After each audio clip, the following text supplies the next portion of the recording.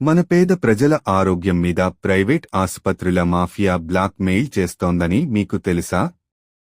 ఆరోగ్యశ్రీ అనే పేదలకు రక్షణగా ఉండాల్సిన పథకం ఈరోజు ప్రైవేట్ హాస్పిటల్స్కు ఏటీఎం మెషిన్ లాగా మారిపోయింది. ప్రభుత్వం 1,000 కోట్ల రూపాయలు వెంటనే రిలీజ్ చెయ్యకపోతే మేము ఆరోగ్యశ్రీ పేషెంట్స్కి ట్రీట్మెంట్ ఆపేస్తాం అని బహిరంగంగా బ్లాక్ మెయిల్ చేస్తున్నారు. ఇది పేదల ప్రాణాలతో వ్యాపారం. ఇది మానవత్వానికి విరుద్ధం.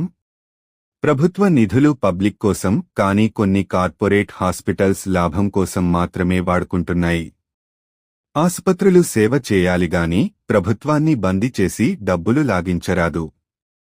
కేరళలో ఎలా పబ్లిక్ హాస్పిటల్స్నే బలోపేతం చేసి ప్రైవేట్ లాబీకి తలవంచకుండా నిలబడ్డారో, మన తెలంగాణ, ఆంధ్రలో కూడా అదే మార్గం అవసరం.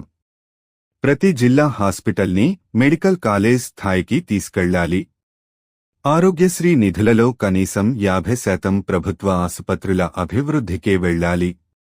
ప్రైవేట్ హాస్పిటల్స్ ట్రీట్మెంట్ ఆపితే వెంటనే బ్లాక్లిస్ట్ చేసి రద్దు చేయాలి.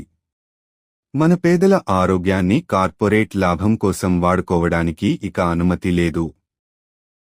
మేము డిమాండ్ చేస్తున్నాం, ఆరోగ్యశ్రీ నిధులు ప్రభుత్వ హాస్పిటల్స్కి మళ్లించండి. ప్రైవేట్ హాస్పిటల్స్ మాఫియా బ్లాక్ మెయిల్కు ఇక బలి కావద్దు.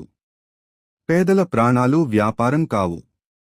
ఆరోగ్యం హక్కు, లాభం కాదు.